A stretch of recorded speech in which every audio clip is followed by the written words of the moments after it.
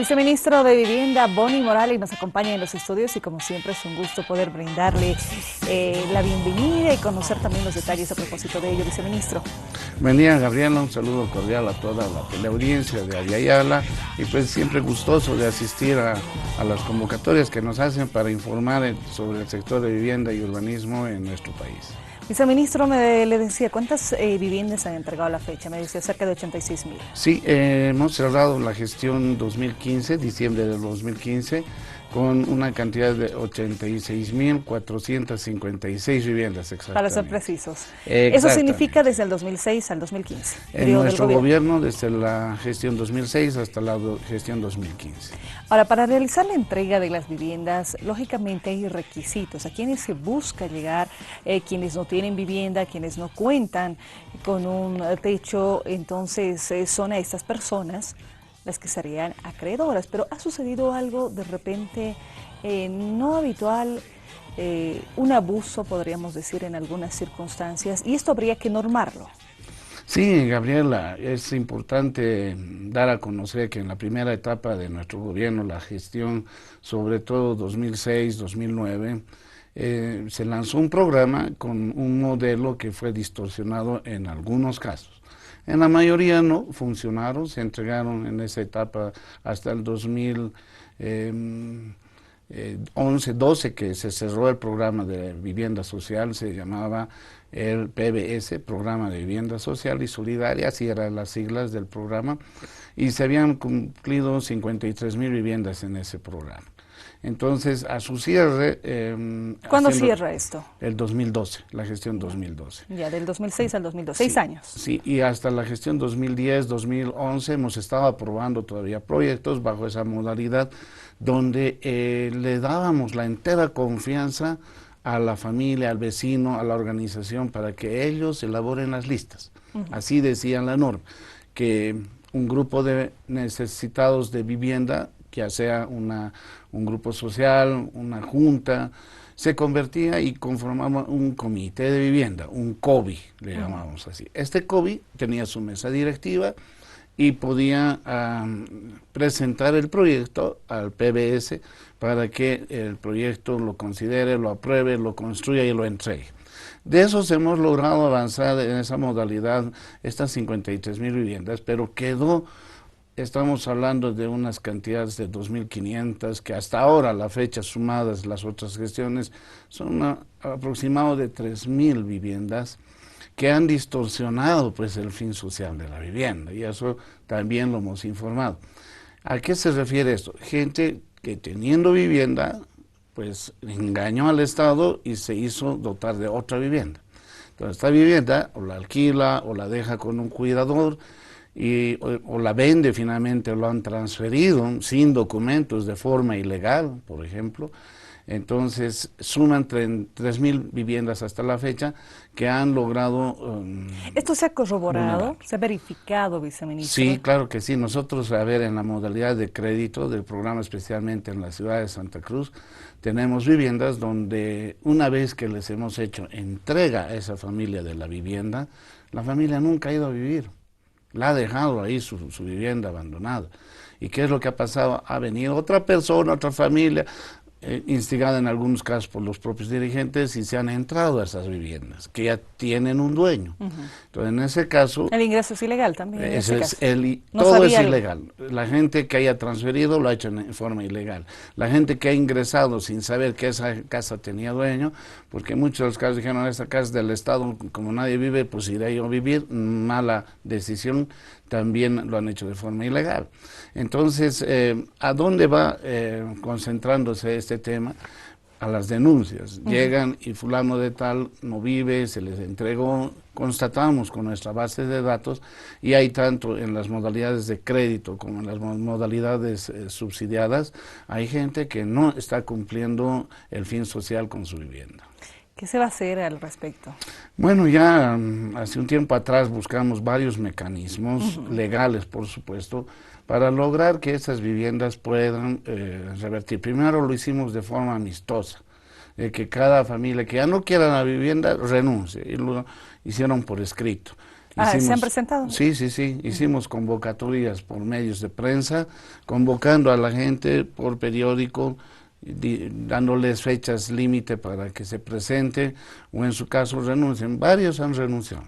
Yo diría los más honestos. Ha dicho, yo ya no quiero esta vivienda, denla a otro y renuncio. ¿Qué pasa con el crédito? Porque tiene se transfiere a otro dueño, porque ahí tenemos una normativa, un reglamento, donde la persona que renuncie, entonces se le libera y se asigna a otra familia, dándole la responsabilidad del cumplimiento y del pago del crédito. Entonces es posible realizar esto. Lo complicado es atender a aquellas personas que no lo han hecho honestamente. ¿A qué me refiero? Han transferido a una persona, incluso la misma vivienda la han transferido a otra persona ya con actos ya maliciosos, ilícitos, y a partir de ello hemos encontrado hasta 3 dueños de una misma vivienda. Entonces eso es sancionado, debe ser sancionado. En el primer caso de forma pacífica, honesta, que renuncie, se recupera el folio real, que está hipotecado además, y se transfiere a otro, no hay problema. En el caso donde las viviendas han sido transferidas a otras personas malintencionadamente, es más complejo recuperar el derecho propietario, por el hecho de que esa vivienda tiene un dueño. ¿Qué hemos hecho? Hemos visto ya como un último mecanismo de elaborar un proyecto de ley, la ley de pérdida de beneficios se llama, y es exclusivamente destinado, esto quiero aclarar, solamente para aquellas viviendas que ha construido el Estado. No es la propiedad privada, nada tiene que ver, la gente no debe estar ni siquiera pensando en una posible distorsión, esto es bien concreto. Vivienda que ha construido el Estado será aplicada esta ley. ¿Ley de pérdida? Ley de pérdida de beneficio social. ¿Qué es exactamente esto? Es una propuesta que tiene como objetivo precisamente lo que te decía, que las familias logren, perfeccionen su fin social de uso de la vivienda. ¿Eso qué quiere decir? No la puede alquilar, no la puede vender, no la puede dejar abandonado. Tiene que habitarla, de hecho, ¿no? De hecho, porque en muchos casos el cuidador, me lo cuida la casa, ¿no? Pero de verdad el cuidador es el que necesita la casa. Por eso es que está ahí cuidando y viviendo, si no, pues no. Y las familias que han estado utilizando con otro fin la vivienda, de hacer negocio, pues se les va a acabar esto. Entonces la ley va a permitir de que familia que sea sorprendida a denuncia o a investigación que nosotros vamos a realizar, ya tenemos una base de datos, hemos detectado como 3.000 viviendas a nivel nacional y estaremos, una vez se apruebe la ley, empleándola para que sancionemos definitivamente a aquella familia que ha pensado mal, que sigue pensando en el viejo Estado republicano neoliberal, donde sí, pues el que quería podía tener hasta 3 casas. Este proyecto de ley, viceministro, contempla quitarle la vivienda. Si se trata de una vivienda construida por el Estado, lógicamente, aclaramos, quitarle este beneficio. Sí. ¿Hay sanciones al margen de ello? Sí, en algunos casos, obviamente, está establecido en las normativas, hay que iniciarles procesos por el hecho de que ya hay un escenario de falsedad material, hay escenarios de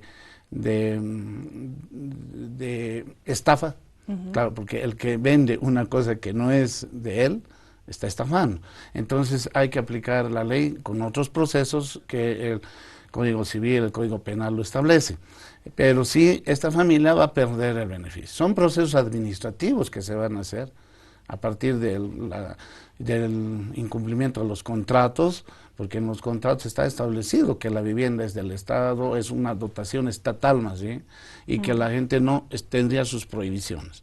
Entonces, ¿qué es lo que ha hecho? Ha incumplido lo que dicen los contratos y lo que pretendemos hacer por la vía administrativa no va a ser judicial, porque ya judicialmente nos tendríamos que olvidar de esos procesos. Es por eso que la ley va a permitir apalancar inmediatamente acciones que permitan decirle a la familia que además, por ejemplo, la vivienda no la está pagando.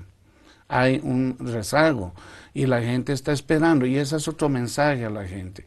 Han corrido rumores indicándoles de que la vivienda que tiene crédito el gobierno las va a regalar. Falso, eso es mentira, eso se acabó Tienen que pagarla, ¿no? en la época neoliberal, donde el Estado tenía que condonar, pues estaba entrampado todo lo que se hacía con altos indicios de corrupción.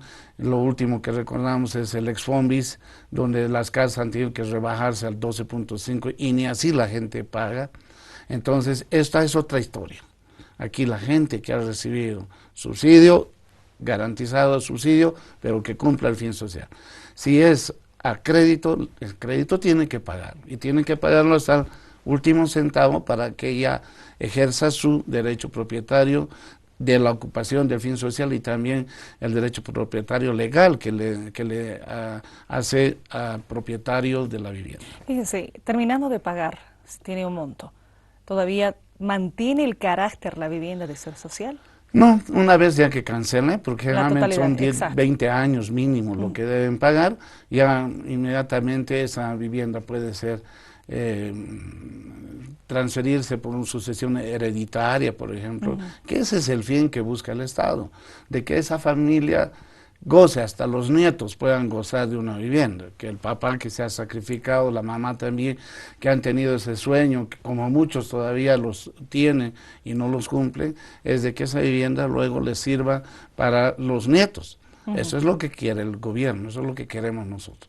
Pero mínimamente, si hay gente que, por ejemplo, agarre por alguna razón y lo cancela el crédito en menos tiempo de lo establecido, igual hay una cláusula de los contratos que dice que mínimamente 10 años no lo pueden transferir, no lo pueden vender. Porque si no estaríamos entrando otra vez al negocio, ¿no?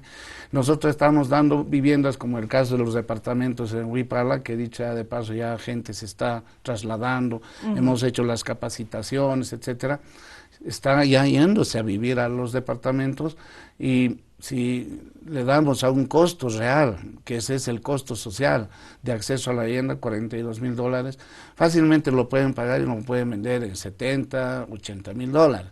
Estarían haciendo un negocio. Pues ahí la cláusula le prohíbe 10 años mínimamente en no poderla vender o transferir. Muy bien, viceministro. ¿Esto se aplica, esta norma que todavía no ha sido aprobada? No, está todavía en debate en las comisiones de la Asamblea Plurinacional. Esta norma, una vez se aplique, involucra al periodo 2006, 2015, 2016, en adelante. Sí, ahí se daría a entender que tal vez esto estaría siendo, una vez que se apruebe, activada hacia atrás, y las leyes no son activadas para atrás, sino para adelante. Tenemos proyectos desde esas gestiones que no han sido cerrados, o sea, que siguen abiertos, siguen con una deuda. Entonces, fácilmente esta ley sale, se activan con aquellos proyectos que no han sido del todo cerrados, que todavía nos queda dar el último paso, entonces van a entrar todas esas viviendas, porque estamos a la fecha todavía con un proceso incompleto de cierre. Claro, tienen que pagar en muchos de los casos, ¿no? Exactamente. Habíamos hecho referencia a la ley de pérdida de beneficio. Este proyecto de ley está ya en la Asamblea Legislativa Plurinacional para su tratamiento. Viceministro, ¿cuándo se espera una posible promulgación ya de la norma? Sabemos que ya llegó a la Comisión de Vivienda. Nos convocarán, como es parte de la norma, para que les hagamos una presentación. Esperemos que luego siga el curso que debe seguir, primero en Cámara Baja, luego en Cámara Alta, luego finalmente un debate en hemiciclo, y se estaría aprobando. Yo calculo que este mes de abril contaríamos ya con nuestra ley aprobada. Se han presentado casos muy particulares, pero sí se han dado personas que tienen la vivienda, tienen incluso una residencial, me decía, y están con este tipo de programas, sí. Exclusivamente aquello. Esas son las denuncias que tenemos verificadas en varios casos. Hay en una región del sur de Bolivia, hay una denuncia donde hay una propietaria de una residencial que tiene una vivienda social en uno de los programas que se lanzaron en la gestión 2007-2008. Hay otros casos que de verdad rayan ya en lo intolerable, ¿no? Hay una vivienda en un municipio de Santa Cruz, no te voy a dar los nombres exactos, porque esto ya va a ser sujeto a ejecutar proceso, ¿no? La ley. que la vivienda ha sido cerrada en toda la posibilidad de que permita la instalación de aire acondicionado y la han alquilado. Esa vivienda social que debería estar destinada a una familia de bajos recursos, la está alquilando una persona, una familia que puede pagar una renta de 150, $200. Entonces, claro, lo ha acondicionado además la vivienda para que tenga el confort de tener aire frío. Ese tipo de cosas tampoco se pueden permitir. Y en muchos casos lo han vuelto vivienda karaoke. O sea, ya la vivienda lo han distorsionado el fin social, lo han vuelto el espacio en un lugar donde la gente va a través de una rocola, pone las monedas, se ponen a cantar. Entonces le han dado otro fin a nuestras viviendas sociales. Entonces te doy esos ejemplos porque de verdad uno siente el dolor de las familias que no tienen vivienda y obviamente la impotencia de hacer algo contra aquellas familias inescrupulosas que distorsionan el fin social. Te decía también, hay ejemplos en Santa Cruz donde la familia que necesitaba la vivienda no la necesitaba y la deja a un cuidador.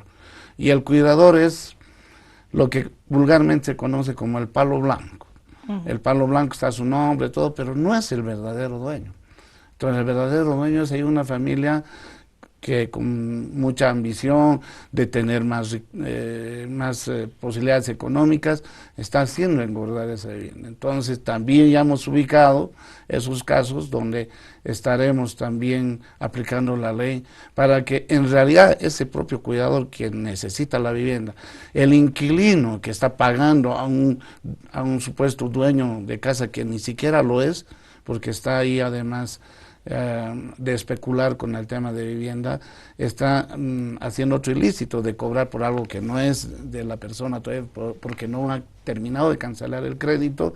Entonces es de corregir esa distorsión y lograr de que la verdadera familia que necesita Gabriela pueda tener esta vivienda bajo la transferencia que se pueda hacer una vez aplicada la ley. Se van a recibir denuncias, me imagino. Sí, constantemente recibimos y hemos activado, tenemos un número gratuito, es el 810-2373, donde la gente se pueda comunicar para preguntar, para hacer sus denuncias. Esta línea la tenemos ya hace un par de años atrás y precisamente para recibir la comunicación desde cualquier punto del país. 810-2373. Así es, Gabriela. Desde los 9 departamentos para que usted pueda comunicarse ante este tipo de irregularidades. Viceministro, si se dan estos casos, me imagino porque hubieron algunos puntos que no se tomaron en cuenta, falencias, si podemos decirlo de esta forma, cuando iniciaban con el programa. Ahora son más exigentes, van controlando esto para no llegar precisamente a estos ejemplos que usted nos da. En la gestión 2010 hicimos una evaluación del PBS a medio plazo, le llamamos así, y en la gestión 2012 ya habíamos planteado el ajuste al modelo y lanzamos el 2012 con la Agencia Estatal de Vivienda un nuevo modelo que está cumpliendo más estrictamente el fin social de la vivienda y está abriendo más posibilidades de acceso a vivienda para gente de todas las características socioeconómicas que hay en Bolivia. Entonces, hemos lanzado el plan de reducción del déficit habitacional. Ese es el nuevo plan con el que estamos trabajando, que ya está orientado hacia la oferta. O sea, nosotros ya hemos identificado en qué municipios necesitamos qué número de viviendas. Y sobre todo, la mayor cantidad de nuestras viviendas están en el eje La Paz, Cochabamba, Santa Cruz, por la cantidad de población que concentra.